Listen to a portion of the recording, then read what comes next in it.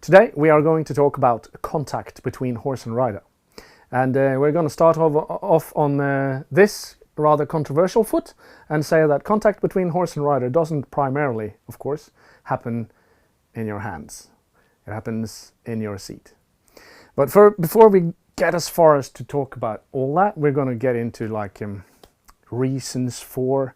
We're going to talk a little bit about the dreadful German training scales. I think its name might be, yes, dreadful German training scales. That's its name from now on. And we're going to relate this so that it's somewhat understandable, at least within this context. All right, so contact between horse and rider. The reasoning is, of course, that you would like to have some communications between the two. That would be very nice. Both ways, two-way communication might be a very good idea, right? So to get to contact, we'll have to climb up the training scales just a little bit. So we get now to the third part of the training scales. The first being rhythm, or takt and rhythm. The second being turning your phone off.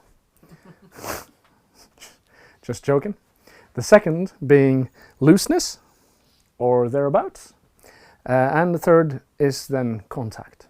So if the horse has a good rhythm and is loose, then it is possible to get contact between the horse and the rider. Now, I said the contact happens primarily, or most importantly, in the seat.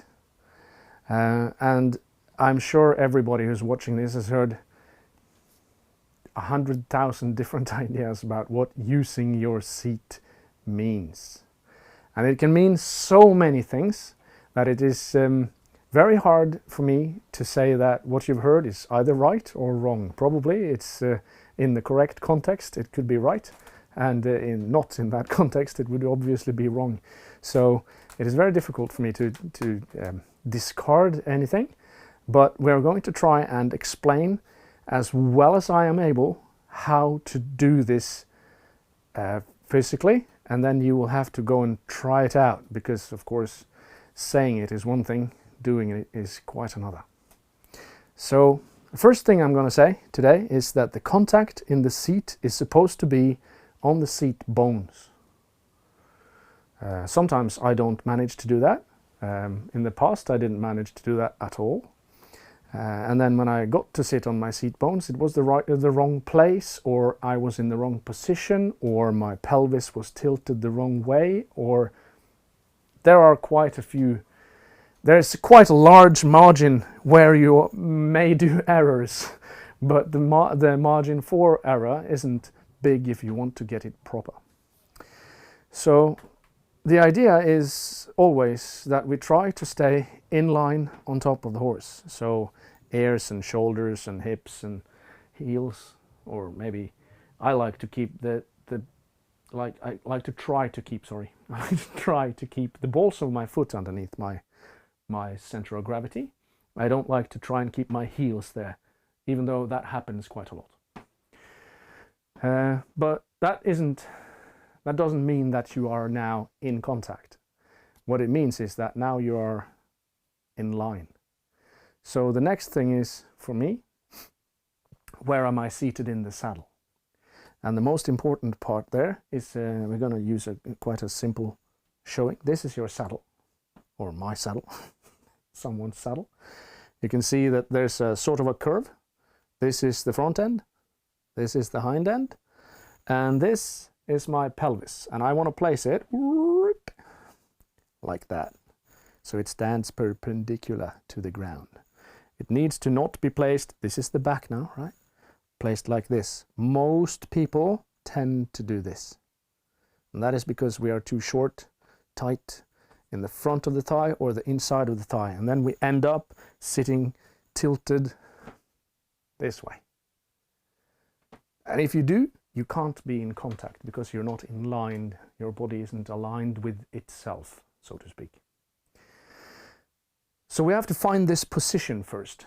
There's a nice little way you can try this at home, You can do this, just sit up on your horse, put your legs up on the knee pads, and scoot your butt forward until you feel that you're seated in the deepest part of the saddle. try once again and again. And maybe you want to try it once more. Now maybe you can start to get the idea. Use a few seconds at each spot. Find a place where your seat bones are deepest in the saddle. Now, for a lot of us, it's going to be horrendous when you take your leg back down. It's going to be really, really hard to get your thigh back far enough without getting very tilted in the pelvis. So we have to be able to do both those things at the same time, and even be seated pretty wide like that, right? Because there's a horse supposed to be fitted there. If you can manage that, we now suppose that your shoulders and your neck is of course in the perfect position. Just check the mirror when you walk by and you will see that your head is perfect now. You'll try to get your head placed well on top of your body without tilting the rib cage too much. This way, for instance, that happens a lot. So quite many of us have the rib cage tilted this way, shoulders rolled forward, head drooping forward too. Maybe we got a phone, at least right now, maybe. So try to make sure that your rib cage too stays right upright. And now we are more or less placed so that we can find the seat and the contact to the seat. So you need to stay, or at least I need to stay, completely relaxed on the inside and front of your thighs, and even the back of your thighs, and even the butt, when you have found this position. Mark this. This is important. It's said often that it's hard to get into balance and it's easy to be in balance. This is so important because most of us are so tight or so used to using some muscles in the body, and these muscles keep you out of alignment if you leave them to it. So you have to make sure that this putting yourself up and down like that, this whole thing we just talked about, works pretty well. And then you will have to try and be so relaxed that I'm gonna just tell you what I felt. First time I managed to do anything that felt a little bit like contact in the seat. The very first time I tried that, I think it was in November, 2 or 3 years back maybe. It might not have been November, but at least it was it's in the extended November, as we say in Norway. That lasts from about mid-October till about mid-December. And it's just wet, rainy, and horrible all the time, and dark. And I was outside in my own riding arena, alone, in the dark. There was nobody there, it was raining, and I managed to do something with my seat that I had never done before. And I got so embarrassed that I blushed. That is how soft I needed to get underneath the pelvis. I'm not saying anything other than that. That's what I felt. I blushed. It was great, actually. It was great. I yield. I give in. It was amazing. But it felt a little bit like being invaded. I guess I've never been invaded like a country. I'm not a country, so I can't be invaded. But that was the idea anyway. I feel like maybe I got a little bit away from contact now, but I'll try and reel myself in. So you have to be prepared to do more than you think. This is what I'm trying to say. It's very important. We joke about it, and that's sort of the softest way I can get close to what I'm trying to say here. But you need to get so close to the horse that it is either very uncomfortable or very comfortable, depending on your, I don't know, the way your brain works, I guess. Mine doesn't, obviously. But this is what we need to do. And if you can manage that, you have to think about not only the musculature on the inside of your thigh or your butt muscles, or you can't think just about that. Those are what gets you in position. Once you're there, you have to get soft on the, I don't even know what all the muscles are named underneath your pelvis, in between your seat bones, all sorts of weirdo places. There are little tiny muscles and big muscles that go all the way down your thighs, and you have to be utterly relaxed. So perhaps not try it on a windy day on your youngster. First time could be a good idea, because that will trigger some sort of tension in you. Your body tends to try and, if it doesn't balance perfectly, or you're not relaxed properly, the body will try to clamp onto whatever it's sitting on or standing on. So you get tension in your whole body or somewhere in your body, and that tension is going to make it impossible to get in contact with the horse. So you have to do this, or the best way or the fastest way or the most secure way of doing this is to be in a very safe environment. If that means that the people you're with are safe for you, or it means that your horse is safe for you, or the arena or whatever, just make sure that you can relax fully. You need to relax physically, you need to relax emotionally, and you need your brain, or at least I need the active parts of my brain to be distracted, otherwise engaged in something. I ride better like this if I talk at the same time. My brain tends to focus very hard in on things, so if I can keep that active part of the brain out of the equation, it's easier for me to find true contact with the horse. All right. You know, Wieselen, when he describes this thing, yes, he says that the rider should sing or smoke. Same idea. I need to distract my head while talking, as a lot of you already know. But also singing, smoking. We don't encourage smoking. Come on.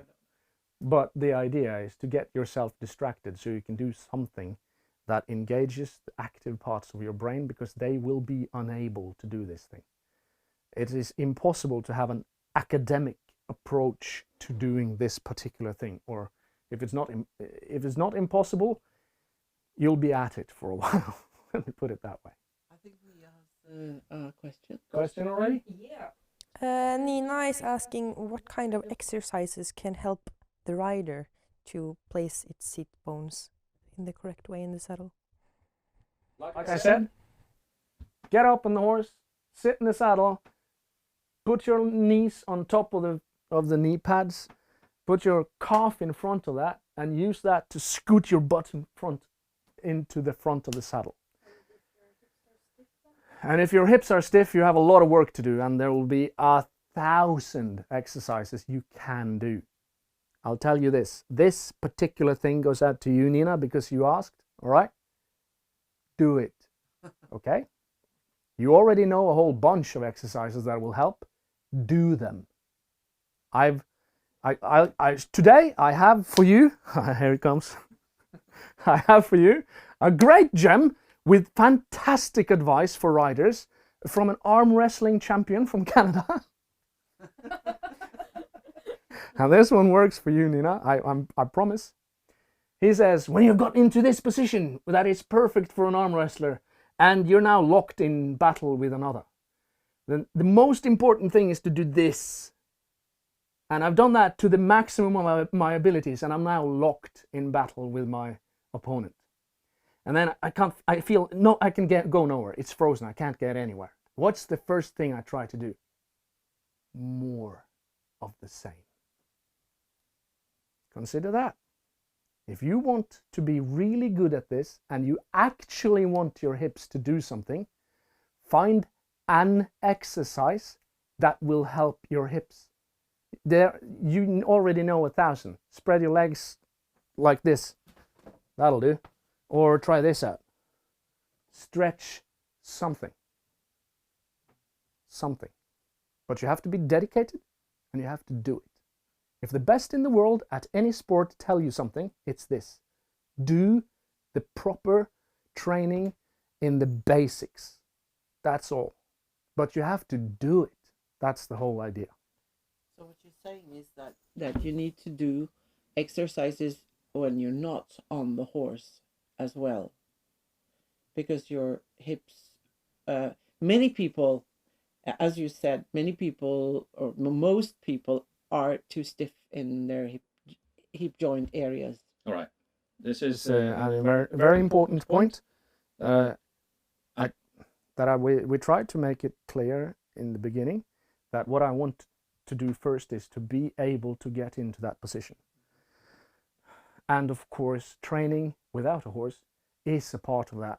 Also, training on a horse can be a part of that. There's a sort of a cutoff line there that is individual for every rider, and maybe even individual for every rider on a different horse. So you can take the same rider on one horse and you can train to become better on that horse, and you can take the same rider and leave her or him on this other horse and you will become worse. It is impossible for me to predict that, you know, just out of the open air, but the idea is sometimes it is imperative that you train other exercises on the ground. We will share videos during this spring, I think, that will take care of a lot of those movements. We will show the movements, we will show how to train them, we will even put in some ideas of how much and all sorts of stuff like that. So we'll come back to that properly, but do some exercise that'll stretch your hips. If your imagination fails you, go to Google or go to YouTube and say, "I have inflexible hips, help!" And there will be a gazillion videos there to help you. So I think that's a better idea than me trying to rip my jeans up right now. All right. Please rip your jeans up. Oh. Right. So. But the important part here is that most people are stiff, and Yes. then it's not so easy to just relax. No, it is not. That is the point. This is I've been struggling with this. No, that's not the right thing. She's been struggling with this. That's much more precise. For nigh on 20 years now, I believe, and trying to teach me how to get into the seat properly. And I have been dead serious in my training, and I have been completely convinced that it is impossible to get any better at that bloody seat thing. Still kept at it though, and for me, finally, relaxing worked. Mm-hmm. Finally. It's not like I haven't tried. Just relax for the previous 19 years or something like that. I have tried many times, but it doesn't work until you get in the right position. Your spine needs to be able-ish to get in a good position at least, not perfect. We're not looking for picture perfect. We're looking for something that'll work. That'll depend on your strength, your balance, your flexibility. You will have different qualities all the way. I have a lot of strength over there, but I don't have a lot of flexibility. So it's another thing that we also do. This is an interesting example. Hanne has very good balance. So if we try her out on like a balancing board, she can balance that easily. But if someone pushes the board just a little bit, she can't balance it. I struggle very much with balancing the board, but you can't push me off it.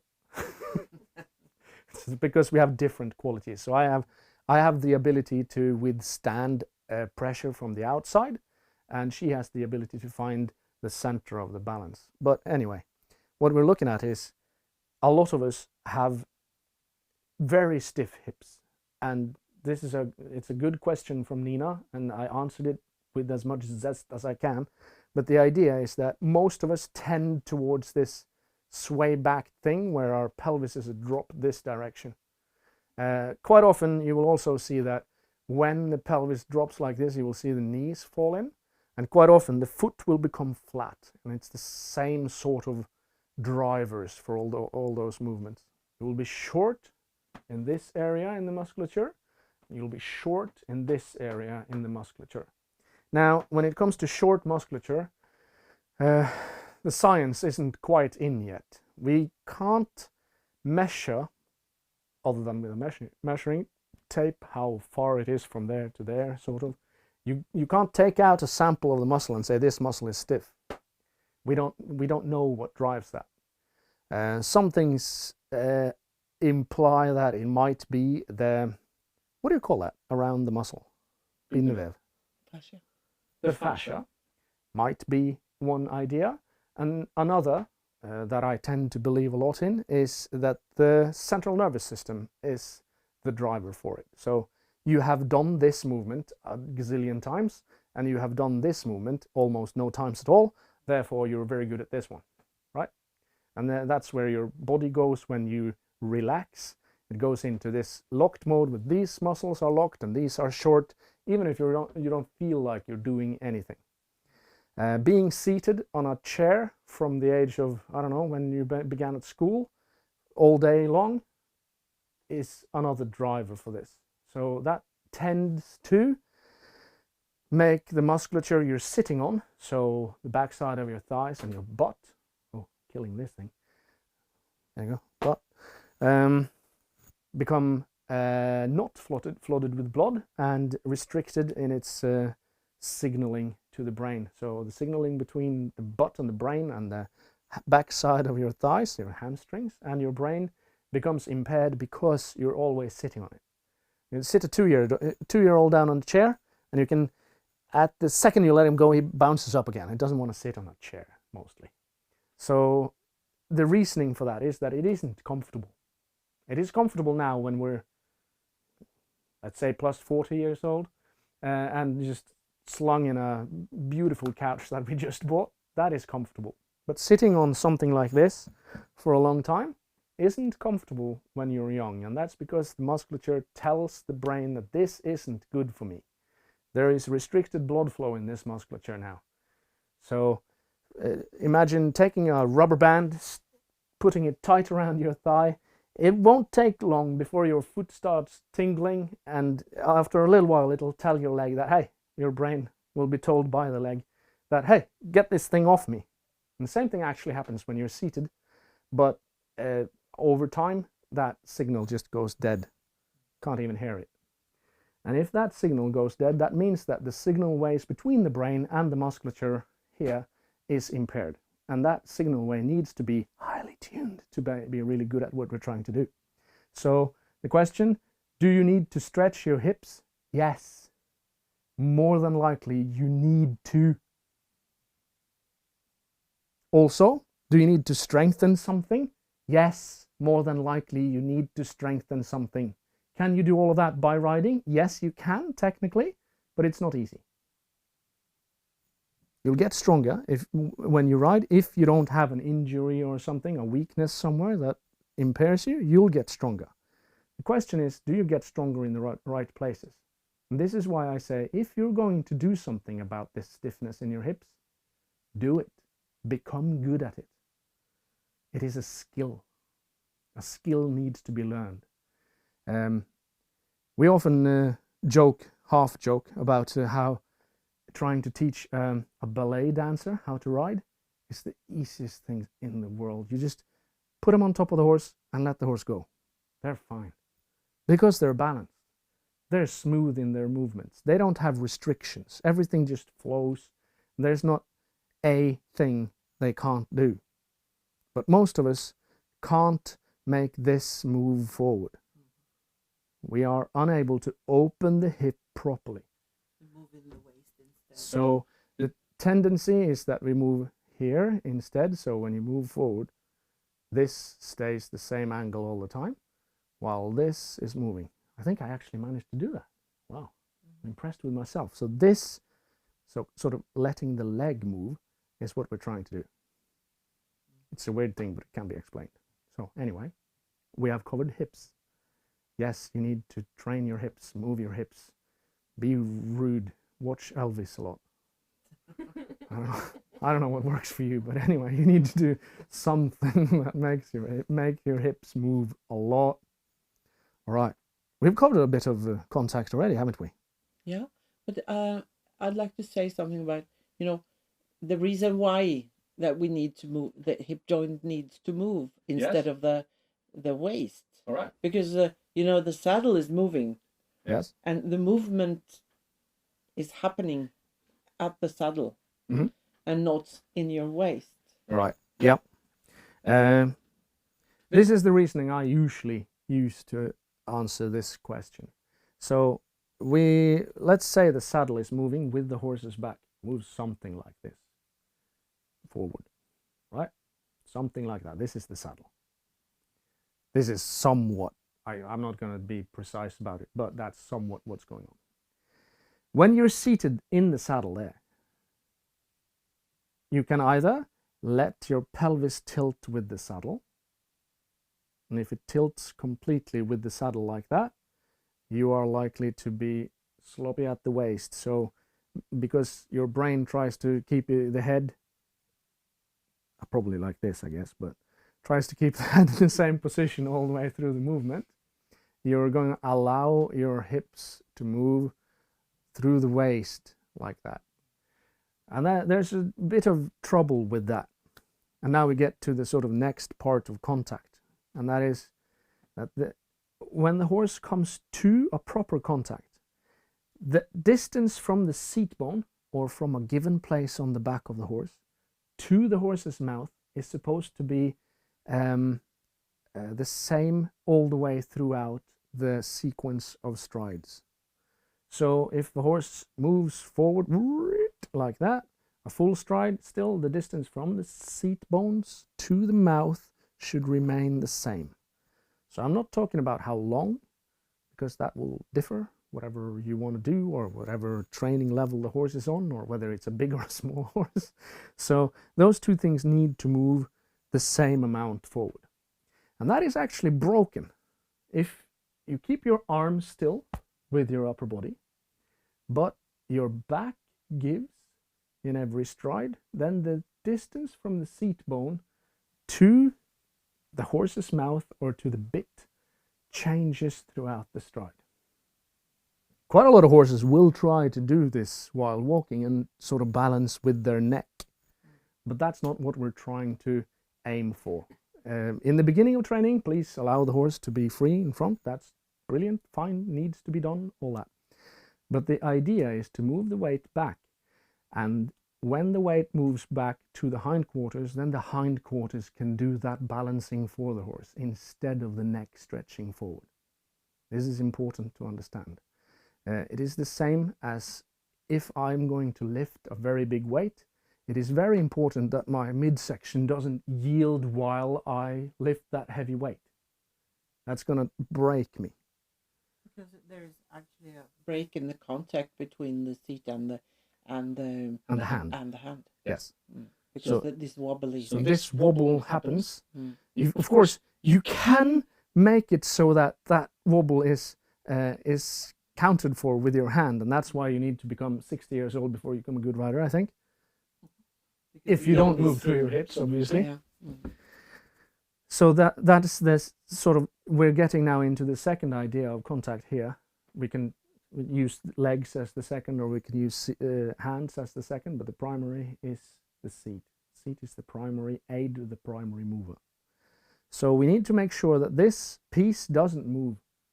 So the pelvis shouldn't move in relation to the rib cage. They need to do the same thing. Also, the shoulders need to not move in relation to the rib cage. So this is, it doesn't mean that everything has to be glass stiff. That's not what we're trying to say. But if you balance yourself properly, that's how it's going to look. This is how a ballet dancer will balance their body. If they don't balance the body like this, it's going to look mechanical somewhat in the movement. That's what I would describe it like. Right, does that cover what you were trying to say? So now we have established that you need to be completely relaxed underneath your pelvis and in the thighs and all that in the correct position. So just test what I said about that. Put your seat in the correct position and see if you can be relaxed with your legs in the correct position. I'll wager no. I'll wager you a $5. Norwegian. How many are on now? I can cover that. All right. So now the horse, we say, comes to the hand. And that's because there's no block through your hips, and consequently not in the horse's back. This doesn't necessarily happen at the same time. Quite often this will happen you first, and sometimes it'll happen the horse first. I tend to focus on the rider first. Hanne tends to focus a little bit on the horse to make the horse move more correctly through the back first, and then sit the rider down on top. which can be argued for and supported by Garnier, for instance, who says that the first thing you need to do with a fresh rider is put him or her on a horse that will piaffe really well in the pillars. And if it does, it won't rough your seat up. Lovely. So that's the same idea that we're talking about. That soft movement won't make you stiff or afraid or what do you call it? What am I talking about? I'm trying to say tense. That's the word I was looking for. So you need to avoid that. And that is easier to avoid if the horse moves freely through the back, which is something I didn't manage to do properly until this isn't out loud. You're not allowed to tell anyone this, but like last week, late last week actually. And then that time when I blushed 2 or 3 years ago. So that's my grand total of this sensation. But it is also very powerful, I'm telling you. All right, so that, yes? Yeah, because then the horse will move softly. Yes, and it moves so softly that it is Easy to sit on, is it? let's just say that it's easy to sit on. That is very, very nice. I like that idea, and it's easy to sit on at the walk and at the trot. I wouldn't know about the canter yet, but I'm guessing it'll work there too, right? He's very what's that? Modest. Modest. He has done it. You've done it many times, but it's not perfect. Yes. Yet. I reached a new level Yeah. this last week. That's what we're trying to say. All right. Contact. Also, now the horse is to the contact. This is an important thing. This doesn't give contact. That's pulling. This is pulling because I moved back into the horse. Mm. Even if I move my hands back just a little, it's still pulling. Now, disclaimer, I do this all the time. As do we all, as say we all, right? But the horse needs to come to the contact if it is to be perfect. And you need then to allow the horse to come to your hand. It's easier done in the beginning on a long rein. It is easier done in the beginning on the snaffle. It is much easier to get the horse to yield its neck to you in a curb. But that doesn't necessarily mean that it is correct. It is very easy to be fooled a little bit by these things. I do this. I use the curb for riders who are afraid or lose control of their horse or all sorts of things. I try to help people all the time. So I will be guilty of all sorts of errors like this. But there is quite often, I'd say always, but that's a tall order. There's quite often a plan behind it. I've got an idea for what I try to reach. And this idea, every other riding instructor will have an idea about what to do and how to reach there, right? So they might say something I'm not saying now, and that's all fine.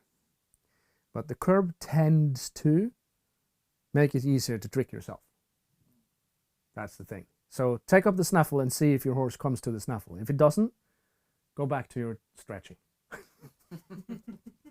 And you can stretch the horse as well. Yes. It could be the horse's fault. You know? Of course, quite often the horse won't be moving through the back, and it might be because of some other rider, might be because of yourself, might be because of how the horse is confirmed through its body. There are good and less good conformations of horses. Could be that the horse had an injury sometime. It could be that it had tooth problems when it grew up. It could be that it had a tooth problem in its adult age. There are so many reasons, and it's like there are just about as many perfect horses as there are perfect people. Look at that ballet dancer. Why are you or me? Why aren't we ballet dancers? And can we say that we move better than a ballet dancer? I'd hesitate to say that I move. Even I would hesitate to say that. I would say it in jest, obviously. And I would try to defend my position. And I would fail. But the idea is that there is a way to balance your body that is best. Quote unquote. the idea is to take a balanced horse and a balanced person and put them on top of each other. If you do that, you can get somewhere. Then you will actually get contact quite easily. Yes. So even with a green horse. Yeah. Yeah, If the horse we see that all the time. Yes. Yeah. So, but the things that we are working with all the time are people who struggle and horses that struggle. So how do you get into that position, that that contact stuff with not perfect people and not perfect horses? That is what we're doing, isn't it? Yes. And it's of course impossible to just answer that question right away. That is something that we have to, I guess, cover. You can see I stepped back a full step. Yeah, cover in future videos. But we were talking a little about this primary aids and secondary aids. Mm-hmm. Could you talk something about that? How do you go from what are those aids, and how do you go from secondary aids to the primary aids? Yeah. Because so what Hon is saying here is that quite often we'll find that the primary aid, like we have described now, the seat, the way we have described it.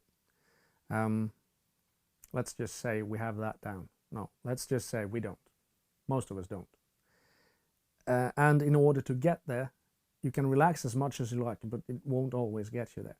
And most of us learned some years back in a riding school or something that if you just pull at both reins, the horse will stop, right?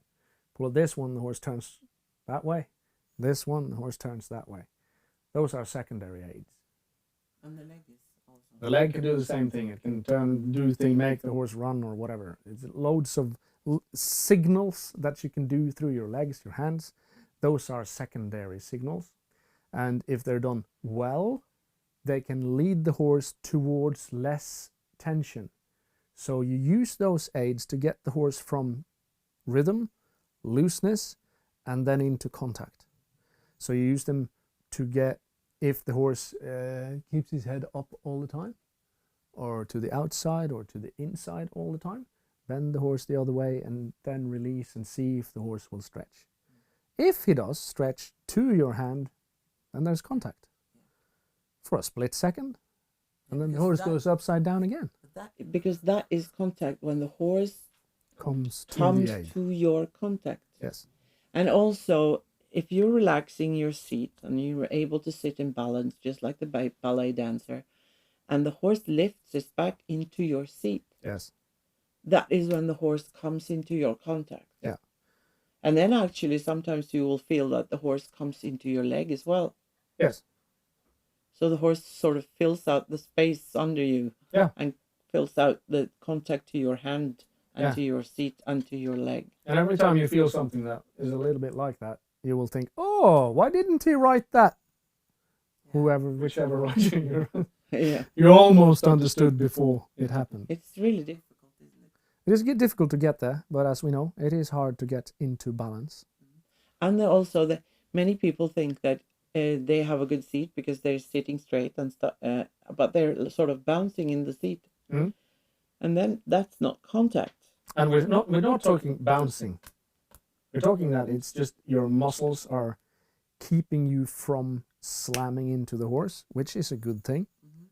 But at the same time, they keep you from doing it in the correct way so that the horse can relax. Because the horse will feel your tension. For instance, this happens quite a lot. A horse is stiff in one side. So because of its stiffness, the inside hind won't bend as it's touching the ground. So that means that the horse's pelvis will twist like this way, and it'll twist the rider to the outside for every stride. So what's happening now is that you're getting twisted to the outside, and if you're not very aware of it or strong or balanced through your midsection, like here, then you will allow your hip to go with the horse like that. Now we're not in balance anymore. What's actually happening now is that you're falling off on the outside. But because you have one leg on each side of the horse, normally you can save this by just being a little bit tense on the inside of that inside thigh. And that is something the horse will cling on to, so he'll push against that tension, and then he'll try to bend the wrong way. And then you're in a battle of trying to pull the horse more in or using your leg harder, and all of that will just be in vain because your primary aid is telling the horse to do that. The horse put you in the position that isn't correct, and that's because the horse isn't well trained yet. It isn't correct in its movements yet. It needs to be changed. It needs to be softened some places and strengthened some other places, and that means that you have to change your hips like that. So if you can first control where your hips are standing, then you can control what your secondary aids are doing as well. And the important thing is doing this. It can be like rather you need to use a lot of power to change the horse's weight, but then you still need to be relaxed in your seat. Yes. And that is really, really difficult. That's difficult. Yeah.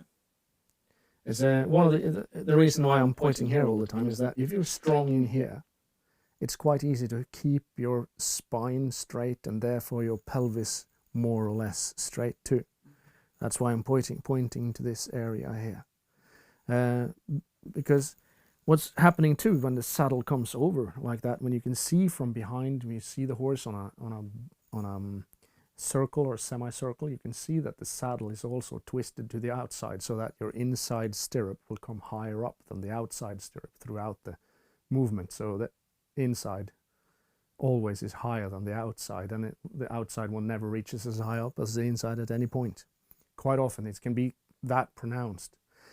And if you just try to push your leg down, that won't work because you have to actually move your weight to move your weight. It's a very weird thing, but as soon as you're seated, your brain just goes, and then you have no idea what to do. So you try to push your leg down like that, and that won't work. You can't push on that leg while you're standing and think that your weight goes there. So I push on that leg, and the weight goes the wrong way. And that's because I become stiff relatively. And I become stiff now because the ground doesn't yield, right? But the saddle might if I move my weight over it. So I can stay soft here and strong in the midsection at the same time. And in addition to this, the saddle moves like this all the time. All the time! Yeah. While you're trying to do this, the saddle keeps moving forward. And contact means that your seat bones are balanced in the saddle with the same contact with the leather in the saddle at all times. Mm-hmm. And that is...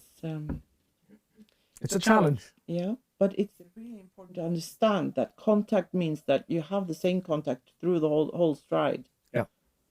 If there's a bit of a change or a bounce, there is a bit of a change or a bounce.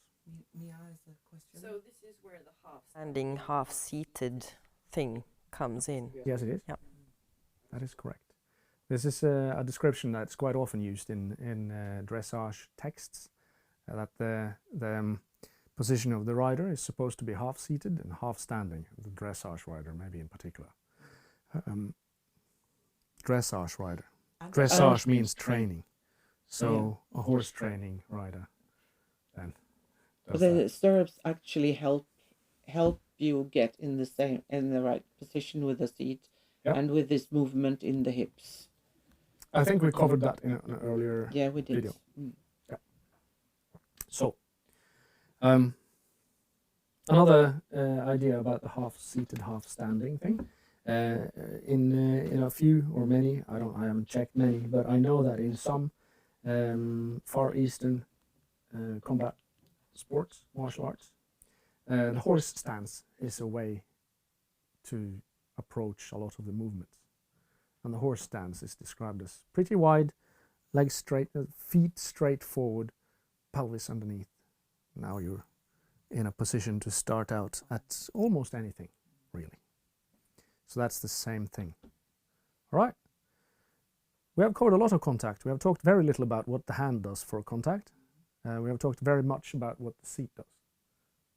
On purpose, obviously. The leg also is something the horse comes to. Yeah. And it's a weird thing because it says in many books, it says you need to bend the horse around the inside leg.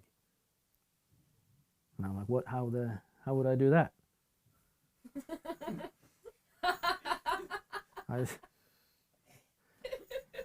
Okay, so then they go on to say that your outside leg needs to, all right, that does something, I guess.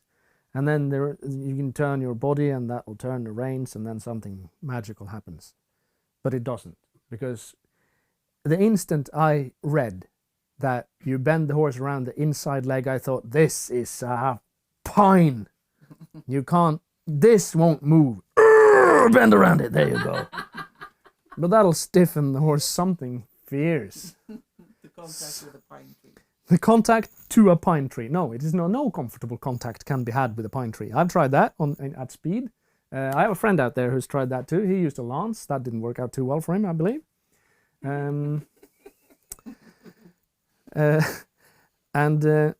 What I'm trying to get at here is, and this is extremely important for this bending and the seat and all that. I'm not going to start talking a lot about hands and legs, by the way, just so you know. So if that's what you're looking for, you're at the wrong place anyway. But that bending around the leg thing, here's an interesting thought, I think. But I'm a geek, so bear with me or leave. It's fine. Okay, so if I'm standing here and I get pushed a little bit, I try to not be pushed. Let's say this leg, I'm running, put this leg on the ground, I'm turning this way, and now these muscles have to do a lot of work in order for this hip to not just collapse that way, which is a weird thing. But they need to work really hard for me not to just fall over this way. A lot of other muscles will have to as well, but these will have to do that. And now this is interesting. I weigh a whole lot, 100 kilo. So when I do this turn at speed, there's a lot of power going that way. And these muscles are easily able to counter that power. So with this disadvantage of my femur, my thigh bone being, I don't know, maybe here, and this muscle attaching at this about here and going all the way down to there, and then the leg continues almost a meter, I don't know, 70, 80 centimeters to the ground. And that is a very big lever, and still those muscles at that disadvantage have the power to stop me from falling out. I don't even have to think about it. It happens easily. And then we think that if we just, with levers, the shorter the lever is, the stronger you are, right? So if I were to be dumb enough now to ask my wife to arm wrestle me, and I am going to do that, we're going to have a look here. Can you hold my hand like this? All right. If we hold up here, we're about the same idea. But if I was to hold her hand here, can you try and arm wrestle me? I can't hold her. Because this lever is so short and this lever is so long. So the idea here is that when you're seated on the horse, you have the horse to here or something, right? Your thighs become like twice or 3 times as strong. So without even thinking, you're 3 times as strong as you normally are. And that's crazy, because these are some of the strongest muscles in the whole body.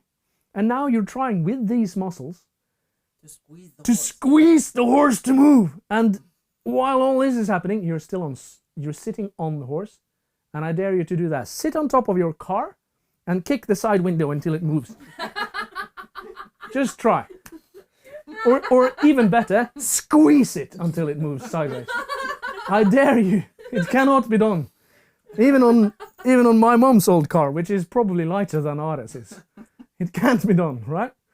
This is obvious, because where there's a force, there's a counterforce. And if you're seated on the horse, you cannot make power go into the horse one way without equal power going the other way. Unless, of course, you have impulsion, but we're not going to go into that today. So, even if you think that you're completely relaxed, your leg is so strong, the horse will always almost find something to push against. And the horse will willingly move into pressure. I show this quite often. Just put my hand on a horse, apply some pressure on the horse with my hand, and the horse will start pushing towards me, and I can just lean on the horse, both legs like this, and just lean into the horse, and the horse will, relax, I know what I'm doing. She knows I don't know what I'm doing. But anyway, you can lean into the horse will lean back towards you, and the same thing will happen with your thigh. And that's also why when the horse you're trying to bend the horse this way, you're hanging on the outside, but you're stiff there, the horse will then try to bend the opposite way. So all of this tension needs to be gone in order for the horse to be able to come to your aids. And then he will follow any aid to whichever end. Follow the reins forward. Yeah, that's stupid. He will. It will. Some people say, some riders, people who write about riding, have written that it needs to feel like you have a stick in each hand which you could push the horse's head with. Like a reverse rein. Contact. That's contact. Those people probably knew something about contact. Yeah. So if you can just move your hands forward and the horse will willingly follow, then you're onto it. Unless, of course, you're holding on for dear life and letting go, and then the horse goes forward. That might not be contact. All of these things are case specific. All right. I've talked a lot now. No questions? What a nice crowd. I love them. Do you have any questions? Contact to the outside rein. Oh, are we going to go there? I think we need to cover that. Okay. Contact to the outside rein. That's reserved for when you already have the horse yielding through the inside aids. There you go. No? Yeah, but there are a lot of people who are, they think they are having the horse to the contact on the outside rein, but they are actually pulling. Yes. Quite a lot of us will be pulling on the outside rein, on the inside rein. We'll be squeezing with our legs, all sorts of things. We do faults like this all the time. Some faults are systemic. A systemic fault can be, you're trying to bend the horse to the inside with your inside rein. This is fitting with your and the horse's level of education. You bend the horse to the inside, but you don't yield it. The horse becomes more and more twisted like this and falls out through the outside shoulder. This happens quite a lot. The answer to this is not to take up the outside rein.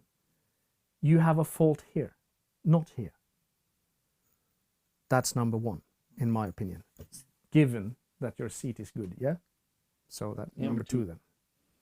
And number two. So you yield the inside hand to see if the horse will stretch down and follow the hand forward. Agreed? Okay.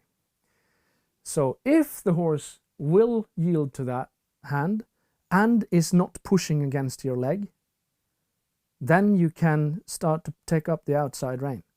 And what you do then is it decides how long do you want the horse to be. This is decided in conversation with the horse, obviously, and your coach if you're lucky enough to have one. And then you take your reins up and see if the horse will stretch to the outside rein. You can pull that away very easily. And pulling it in will make the horse stiff and crooked, just like it would be from the inside rein. And quite often, or always, if you make the horse bend to one side, that's the inside. Doesn't matter where the fence is on the arena, that's the inside then, because the inside is in accordance with the bend of the horse. That's the way I talk. So you can say that to the outside, or towards the wall, or to the outside of the circle. You can say all those sorts of things, but to understand all this, we need to understand that the inside of the horse is to the side the horse is bent. And that means that the rein on that side is then the inside rein. So if you're bending the horse to the outside with the outside rein, It's you're the actually inside rein. pulling on the inside rein. Yes. Doesn't matter whether the fence is on this side, on that or that side. What matters is which way does the horse bend at the moment. But then there's the quality of what you do with your hands. So the idea is to It's like having a dance partner. If you want to turn around, you just turn around with the dance partner, because they are probably to the contact. That's a good Yeah, it's thing good to wending. say. Yeah. Another cool thing that you can do is, quite often, all of us will do this. The outside hand will do a couple of these. This is a half halt on the outside rein. No, it's not. This, what you're doing then, we're going to go back to the dance lesson. This is equivalent to, would you turn this way, please? To, if you want to dance with your wife and you wanted to turn this way, you just slap her gently on the cheek. Oh, yeah. You see how happy she became then? You can do this. I can just turn your head, of course. But it's not forcing or anything like that. It is feeling and understanding. So with as little pressure as possible, but as much as needed. Sometimes one of us will lose balance and the other one will catch us, or one will be better balanced and can therefore give you more information about your balance. And this happens with horses and with people. But we talked not that much about the leg. No. We need to have a contact with the leg as well. Yeah. And many people think that you shouldn't actually be in contact with the leg, because then it's the same as like squeezing with the leg all the time, or just making the horse like insensitive to the leg aid, because you're pushing or pressing with your leg all the time. But that is not contact, is it? No. It's like this. What we're going to say now is the contact through the seat is now correct. We are in the correct position and we are relaxed, and we are able to keep the knee pointing forward even when you're relaxed here and on the inside. You need to be so relaxed and so open, being able to open through the hip, that you can stay relaxed in that position and move further. If all that happens, then your leg can be, or even will be, in contact with the horse's rib cage, somewhat to the back. That's what it feels like.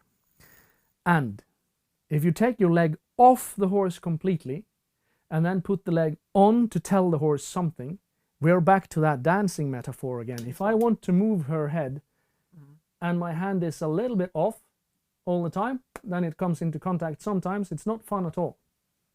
That's not dancing, and that can never be contact, because there is no contact. The contact needs to be established. If you're holding your dance partner with your shoulders back and balanced in your own position, it's not difficult to be in contact. Your hand will follow, or the body will follow. And it feels right and good. It doesn't feel, nobody's clamp, or well, a lot of dance partners will be clamping onto you, I guess, or stamping on your feet or something. But the idea is a good dance partner, right? And the same happens to the horse. So you just lay your legs towards the horse, but you don't push into the horse. You can push into it. Sort of use your legs like this. Yes. They need to be very, very subtle. But it's not like you're not trying to make them supple. They become supple when you manage to get into the correct position and relax throughout your hips.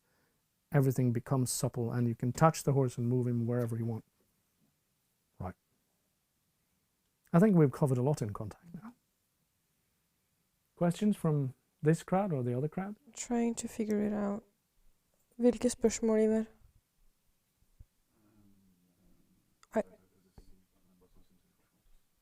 I have not gotten these. They're not here. What was it, Ivar? Can you?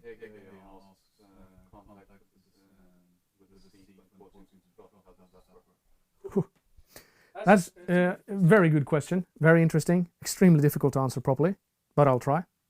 The contact to the seat in the rising trot consists almost exclusively of balance. That's the first thing. So the contact isn't only dependent on the contact itself. A quick analogy.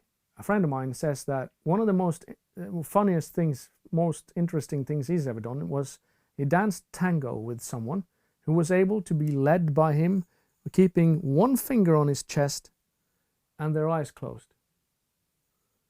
Oh, but you can feel that. You can feel when that moves. And when that moves, that's mostly balanced. That you have to be in balance to be able to do that, and that's what I'm trying to get at. So when you're posting to the trot, this must never happen. You're rising up or you're rising up, that's never allowed to happen. Never ever allow your butt to move backwards in the rising trot. If it does, you're not in balance because the front of your thighs is doing almost all the work.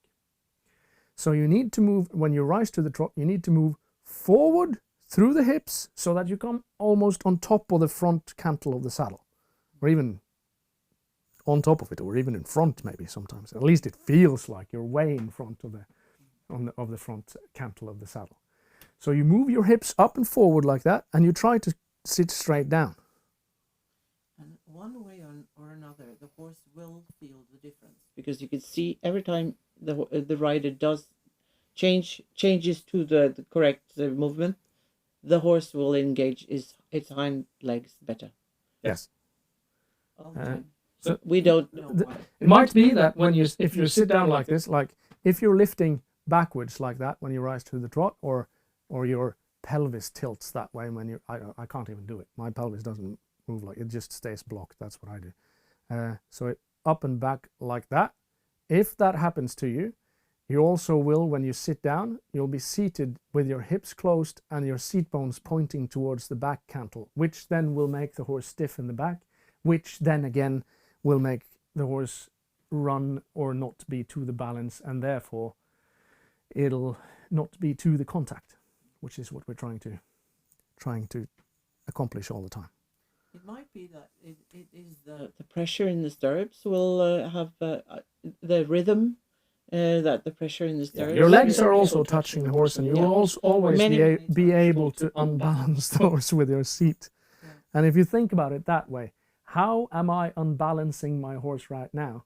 If you think that way, it's quite easy to understand how you can also unbalance the horse or not have contact through your seat in the rising trot. But what is clear is that in the rising trot, the contact is not as good as when you're sitting, of course.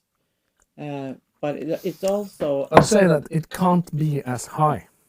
You can't get as high in contact quality in the rising trot as you can in the seated trot. But what you can do is gain contact in the rising trot can be easier than gaining it in the seated trot.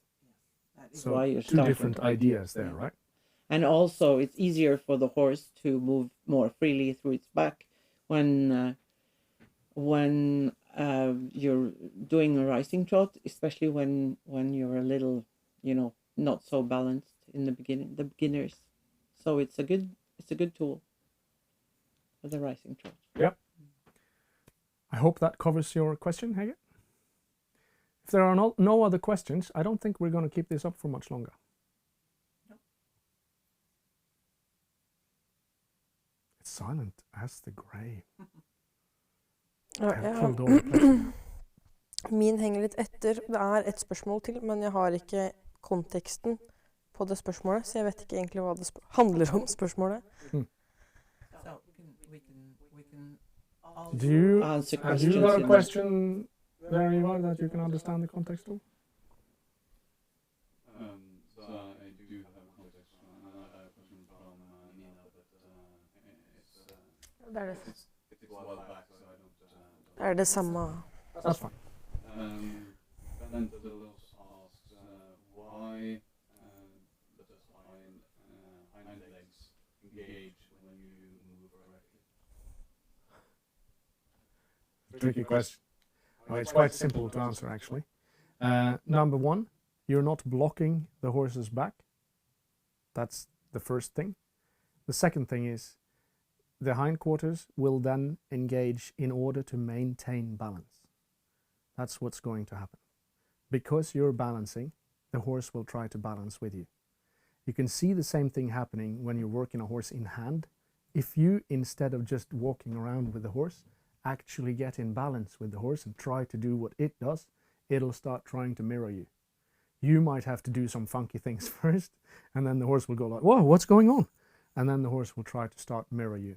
Sometimes the horse will need some warm-ups. I was lucky enough to see one of the greatest horsemen in Portugal do this in hand, or at lunge actually, with a horse once.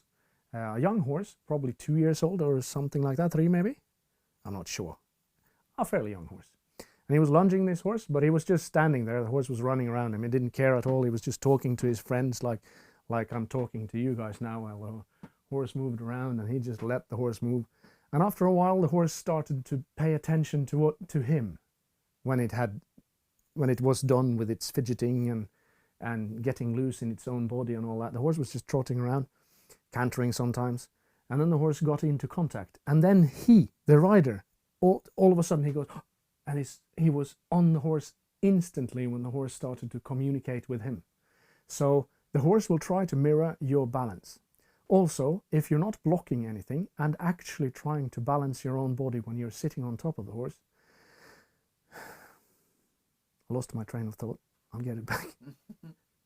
When you're trying to balance, the horse will feel this as a part of itself instead of feeling you as a separate entity to it. It's like, it's easy to think that you're just clamping onto the horse and then you can follow it everywhere, and you can, but the horse will be tense as well. So if you're trying to balance through the saddle properly, like we have tried to describe, the horse will believe or feel or whatever that you are part of its mass, so that your center of mass, your and the horse's center of mass, will become the same point. So it will move a little bit compared to the horse alone, and probably, hopefully, to the back, maybe up. So the horse needs to sit down and counter that with the thrust from his hind legs.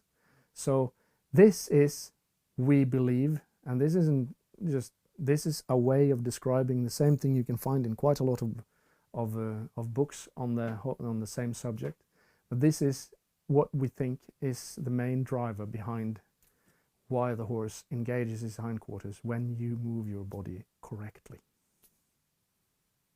Yes. Follow up from the same. Yes. Why does the horse lower the back when you tilt your hip backwards and lift it when tilting it forwards? All right. So what happens isn't necessarily that the horse sits down. I agree that this happens quite often. It doesn't necessarily happen. If the horse is extremely strong through its back and supple and strong in the hindquarters, you can just sit back on the back cantle in some way, wherever your pelvis is, and the horse will sit down. This will happen quite a lot. But in relation to this question, if you're tilted this way, then you encourage the horse to be tilted the same way, because your seat bones point towards the back cantle and they stop the horse from rounding its back. They don't block it, but they encourage the horse to drop the back instead of lifting the back. So when you move your pelvis underneath you and forward in the saddle, then that will move your butt from or your seat bones from pointing towards the back cantle to now pointing straight down. And that, if you are not extremely stiff, will allow the back cantle to rise much easier. So that allows the horse then to not be sway backed, and that relatively will look like the horse is lowering its haunches in this context that we're talking about. So it can also be that it actually will become able to sit down in that way. Mind you, I'm not saying that you should do this and sit back on the back cantle, but I think you all got that. Cool. That was 2 good questions in a row. I like it. Thank you. Yeah. You got anything fun? Oh, no, I think we're finished. Awesome. We're going to start a new tradition today. It's going to be in Norwegian. If you're in the know, you are. If not, maybe you will be. After this one, skal der skytes med skarpt? See you guys in a couple of weeks. Thank you.